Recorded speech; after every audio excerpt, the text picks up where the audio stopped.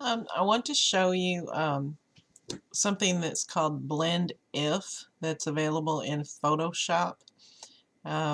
Say if I have this background and I want to add a little texture to it. I got this. This is cracked mud. It's a photo I got off the internet, but it's got a lot of interesting cracks and crevices and different colors in it.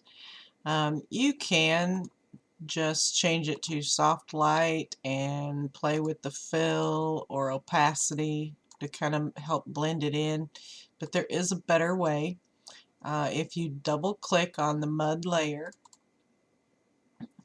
this layer style window will open, and down here we say we see this, it's blend if this layer is, right now it's saying gray. So I want to change how this is blending with the underlying layer.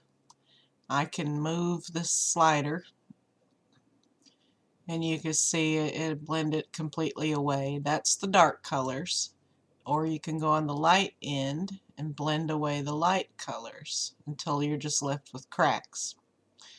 What's even better is if you hold down the Alt key and grab this slider, just half of it will come. And this gives you a more subtle blend. And you can move this slider and this one as well, independent of each other. The same with this end. Hold down Alt and you can split that and you can blend these independent. So now you have 4 different areas that you can blend. And what it's doing is, if it's gray, it's blending into the background based on how gray it is, if it's all the way to the black or all the way to the white.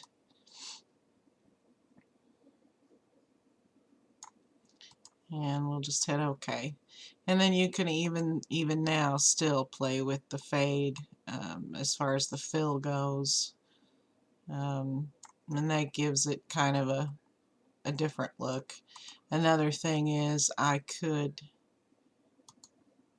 go to Image Adjustment and desaturate. After I do my blending, I can desaturate it, and that will completely remove that white color or that gray color that it had in there. So anyway, that's a good tool to play with. It just gives it kind of an aged, cracked look. The other thing Blend If is great for is if you want to color this sky and you've got all this detail in this tree, instead of going in and coloring in all these little dots, we just get our brush and just color right over it. And apparently my computer's going slow.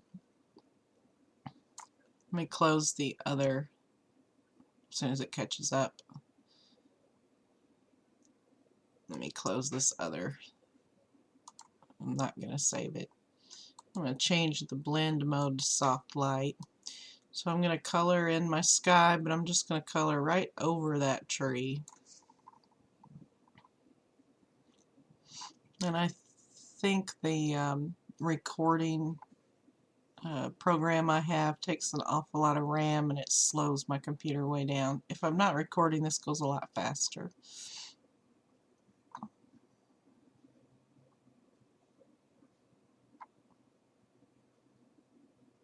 And I do apologize for how long it's taking to render this.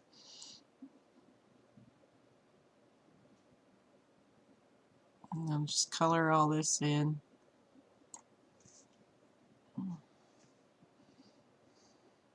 And you can see I even got it down in the grass. And once this finishes rendering, then I'll show you the Blend If.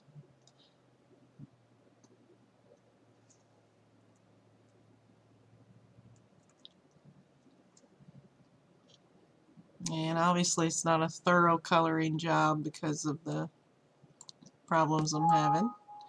See, now it wants to change my color scheme. It's trying to help me speed up.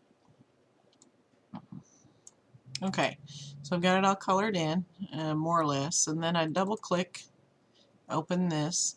Now this time I don't want to change the layer I'm working with. I don't want to change it based on the layer I'm working with because it's all just one color. I want to change it based on the underlying layer. And I'm saying I do not want any blue color on that tree. And the tree is dark, so I go to the dark end, hold down Alt so I can split that, and just start sliding this to the right, and the tree will eventually stop being blue. And I can slide this one a little bit as well until I get the look that I want.